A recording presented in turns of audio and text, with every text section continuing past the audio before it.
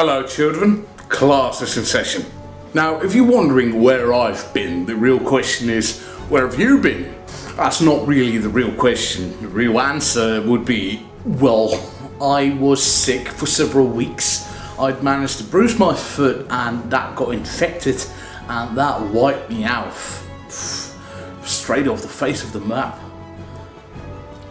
And after that I had very little time and I bought a new place. I bought my own place. I haven't got the keys yet, but that's a huge step, so I've been busy, doing things like checking out kitchens, checking out floors, but you don't want to hear that. You want to hear me talk about class. Well, I don't even know if you want to hear me talk about class. What is class? Class is a 2016 series written by Patrick Ness, and it's supposed to be a young adult kind of thing. And unfortunately, when I hear young adult, I hear things like Twilight and the Hunger Games, because I haven't been a young adult in such a long time. I don't know what the popular thing is nowadays for that spectrum. And to be fair, when I was a young adult, I read a lot, but I don't know if I ever specifically read anything targeted to the YA genre? I don't know. So Class is airing on BBC3, which is a strange way to put it, because BBC3 has gone digital as opposed to, on TV. And I don't mean like a digital channel. No, BBC3 has completely vanished off of TV. It's an online thing now only. Like I mentioned earlier in my Amazon's The Tick thing, I'm not quite sure how to feel about an online distribution once a week. It's like it wants to be TV, but not wants to be TV because, well, TV as we know it might be dying like cables, and it will always be around in a fashion, but, not the system as we know. But I digress. So, Class starts off with the episode, "For Tonight We May Die," and it sounds very theatrical or dramatic. First episode suffers from having to set up everything, and yes, it has to set things up, because if you don't set up the premise, then you can't have a series. Luckily, the characters seem to be likeable thus far, but bugger me, like I always say, I'm so horrible with names. I don't know any of them aside from Ram Singh, and that's only because the episode after this one focuses mainly on his issues. So, the first episode is alright. I really like the design for the monsters. They're these big black, armoured fellas with spikes protruding everywhere, glowing orange eyes, blades they can pull out of thin air, and they live in the shadows, or they are shadows. And this bothers me quite a bit, because I'd come up with a similar story quite a few years ago and I'd written it out, and I'm pretty sure there has to be somebody out there stealing ideas from my brain.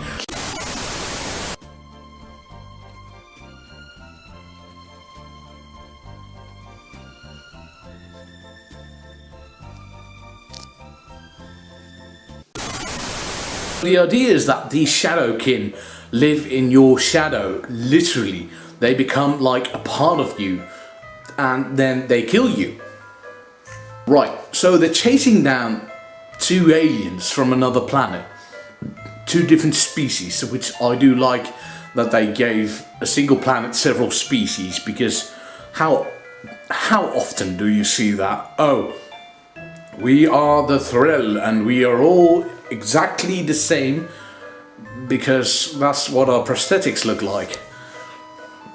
Have you ever looked at me and then at a normal human being and went like, oh yes, you're definitely the same guy? So these shadowkin are chasing down these two aliens, and it's obvious from the start who the one alien is. The other one, well, the clues are there, but it's not as on the nose. And it's just these kids having to deal with the fact that there are monsters in their lives, which they do quite alright. Without spoiling anything too much, they manage to bugger it up. Well, yeah, they're just kids. So again, without trying to spoil it, the Doctor gets involved in the episode and sets up the premise for the series. Like I said at first, this is a setup episode. It's okay. I wouldn't say this is a must-see episode in order to get an idea what the series is like. But it did leave me with enough incentive to go and watch the second episode. And I am a bit torn. Should I just immediately segue to the second episode?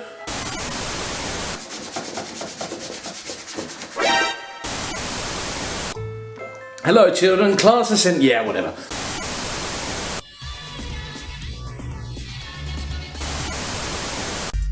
Right, so it's the second episode, The Coach with the Dragon Tattoo. Yeah, that's the reference. So I like this episode off the bat, like a lot more than the first one. The first one, I think, it kind of suffered under the fact that the Doctor had to be there, or had to be there, and we didn't really know any of the protagonists yet. So the second episode, it focuses on Ram Jing and the little 14-year-old black girl whose name I forgot because I'm rubbish with names. Premise of this episode is there's a dragon. Yeah, couldn't make this stuff up if you tried, could you? The dragon, CGI, looks so good. I'm like, sometimes I look at Doctor Who and I'm like, I'm not quite sure that was really what you were going for. It doesn't look all that great. I mean, you remember Cold War and they showed the Ice Warrior without his suit on.